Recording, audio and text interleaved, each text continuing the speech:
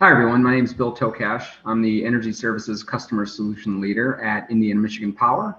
And I wanted to spend a few minutes here going through some slides that present an overview of our residential and commercial industrial EV charging incentives that we have in the marketplace. As many of you know, Indiana Michigan Power, we have service areas in north central and northeastern Indiana, as well as the southwest corner of Michigan. So I'll cover Indiana first.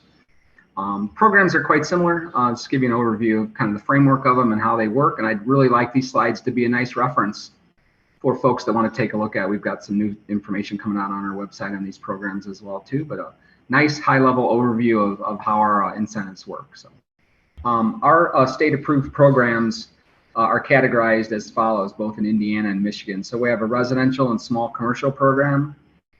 We have incentives that cover multi-unit dwelling property owners, and these are primarily best applied to the actual property owners rather than the individual condo or apartment owners for that reason, or in that case, and then also commercial, workplace, and fleet charging. And I'll give you an overview of each of the programs in each segment quickly. The programs differ slightly, and I'll highlight those differences between the two states, but let's go ahead and jump into it.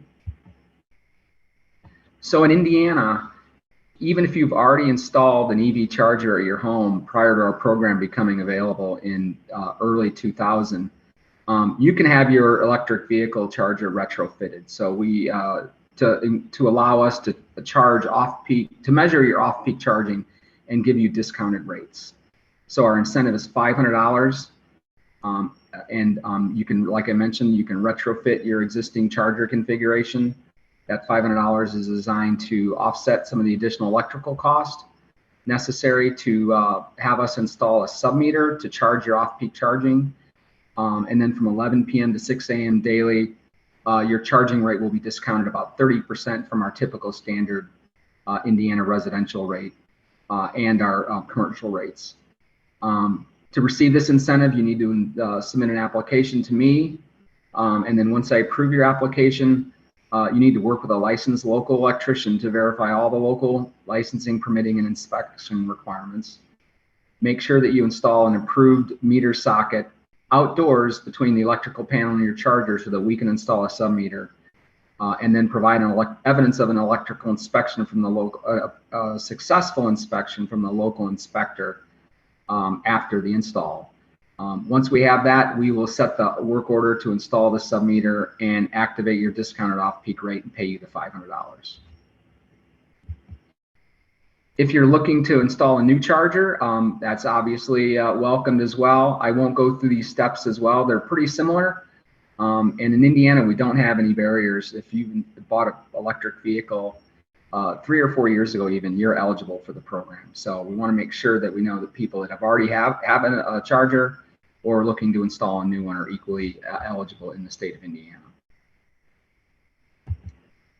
In the commercial industrial space, we have incentives for C&I workplace and fleet customers planning to install and operate EV chargers. So it's a little bit complex the way this is structured, but we will pay $250 for each new charging port, which is essentially a charging cord, if the customer can supply the charging from their existing panel, or if they qualify for a new service from I&M straight from the poles or underground power feed lines under what's called our standard revenue credit analysis. We'll look to see what we think the revenue is going to be from that charging and determine whether we can do that.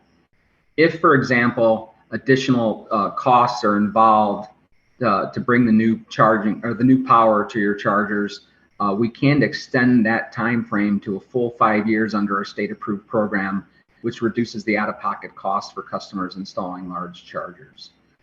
Our residentials, or I should say our small commercial option on this actually kind of operates more like our residential offer. So I won't go through all the little caveats and bells and whistles here, but I've got the footnotes there for your review when you take a look at this. So in Michigan, we have essentially on the residential small commercial side the same program, and I'll just highlight a couple differences. In the second box, the fine print in our state program in Michigan for residential and small commercial is that the vehicle has to be registered in Michigan after January 2020 when the program became approved by the state. So if you have an EV charger that was installed before that, we can still get you on the sub-meter discounted rates. We just can't pay you the $500 under the fine print of the state program. And our discount in Michigan, as you can see in the fourth box over there, over our standard flat rate in Michigan is a little bit more generous. It's about a 40% discount. But essentially all the other steps here are the same. Same thing on a new charger. Again, the key issue is the vehicle being registered in Michigan. As you may know, in southwestern Michigan, you get a lot of vacationers and second home citizens that live in Indiana or in Illinois, and so we have had some issues with customers coming in with cars registered in other vehicles. And again, we can get you signed up. We just can't give you the discount. So. Or give you the incentive payment, sorry rather. And then our C&I charging incentives are somewhat similar in concept to the Indiana ones, but the details are slightly different. So they do apply to multi-unit dwelling, workplace, and fleet property owners.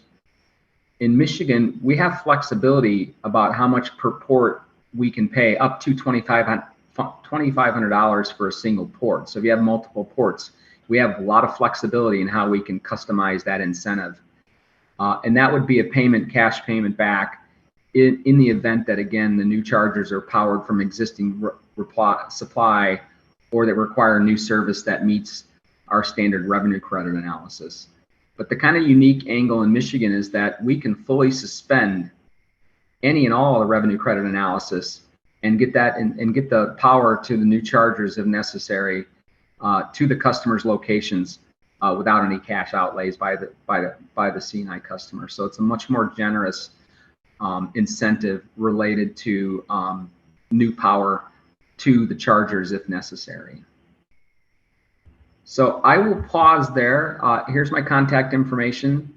Don't hesitate to call or text me on my mobile. In this era of working remotely, it usually makes it easier for both of us. My email's there. And take a look at the links in the deck, and please feel free to reach out to me anytime with any questions you might have on our incentive programs.